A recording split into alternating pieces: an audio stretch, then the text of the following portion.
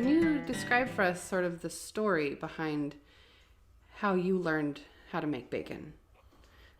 Like I'm thinking about sea breeze and just kind of learning on the fly and learning through repetition and mistakes but how do you remember it? How do you remember just your process of learning the process of? Yeah, I think I was loosely told how to make bacon by one guy named Charlie, and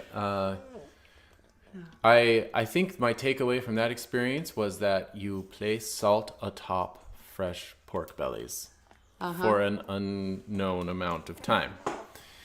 And so that was it. And then you smoke them. And when we were smoking bacon years ago, when I was working at this farm on the north end of Vashon, it was in a wine barrel, which was kind of cool. We had a remote wood-burning stove in which we burned sawdust at the time, and a pipe that ran a ways uphill a little bit. I think the minimum is like 18 inches, 24 inches to actually get a draft. At least I read that in a book once. And so there does have to be an increase in elevation between the remote smoker and the chamber wherein meat is being smoked. And then it ran to the bottom of a wine barrel and piped right in through the bottom. And then I think the wine barrel was sitting on some cinder blocks. And then there were steel rods at the top that had been drilled through the top portion of the barrel. And we just hung the bacon from there. Mm-hmm. And so it was a warmish smoke, a cold warmish. It was delicious. And I think that really all of this is taste memories. It's all flavor memories. And I remember trying the bacon first, and it was so flavorful. I mean, it's unfortunate because some people describe it as being too salty. Mm-hmm. But that is because it is cured with salt. It's not just, tangified with acidifying agents such as sodium erythorbate or sodium nitrite, which have their place in the universe, but the flavor they contribute is tangy. Whereas good old school peasant bacon is cured with salt and therefore also flavored with salt. Mm-hmm. And it's salubrious marriage with fat, the flavor of fat and smoke. And so I remember tasting it and just being blown away at the intensity of the flavor and the richness.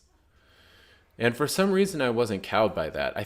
I find, having made bacon like that for years now, it's like people, they have an expectation of what bacon tastes like. Understandably, everyone does. And you either taste the peasant bacon, the old school salt-cured bacon, and you think, wow, that is much richer and therefore superior, or you think, wow, that is much richer and therefore inferior, too much. It's just interesting. I think it's a personality thing. And for whatever reason, I just thought, oh, this is the Platonic form of bacon. Mm-hmm. This is just more of a good flavor. It's just, It's exponentially just off the charts. Yeah. So I definitely made lots of salty bacon at the beginning. And I remember, I didn't mind it at all. Right. I think I have a relatively high salt tolerance. So everyone should note that. Yeah. Brandon likes a lot of salt. So when you might want to knock the salt down a little bit to make it please everyone if you're using a method that I communicate. But I remember them telling me that, and so I would knock the salt down, and that's kind of where I developed the idea that I want to use salt just as a means to an end and not necessarily as an end in itself. So we're not just tasting salt pork. It's also a generational thing too, because cultural generational, because a lot of times, I know she's way more entertaining right now than we are. It's great. Just adding some commentary. Yeah. But, a lot of times like our parents or maybe our grandparents' generation, they've been kind of sold this idea that salt is bad. Because certain salts were bad. Yeah, absolutely. Yeah. So, understandably, but, if you use good salt, it's not bad for you. So, and we're kind of finding this out now. So, a lot of times our generation is more okay with salt. Yeah. But the older generations, they take more, they're not quite as into it naturally. Yeah. Immediately. And I think it's because I also regard things aesthetically, I think, is my basic judgment of a thing. And so when I, first started making the bacon at Seabreeze, or even first time I tried it, I wasn't thinking like a consumer, like, do I like this? Is this something I like? I immediately just go completely superlative and transcendent and think like, is this beautiful? Yeah. And the making of it alone, from a really healthy pig, raised properly, killed well, scalded and scraped, and then simply and carefully cured. Sometimes it's not, do I like it, but should I like it? Yeah, I know. And that's, to me, it is good.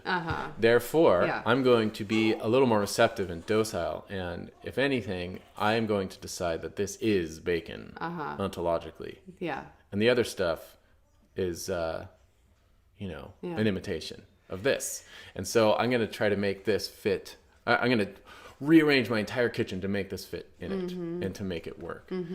Because this is the real deal. And it's not just, impractical, ideal, pursuing the universal epitome of bacon. It's easy to make, and I can make it simply. And that is practical, I don't have to measure anything when I make the bacon. And all of that means that it is more doable, achievable on a family scale, for me at least, for raising a pig and then turning it into bacon. And so, yes, I will change my kitchen to fit that ingredient because it is worthy of it.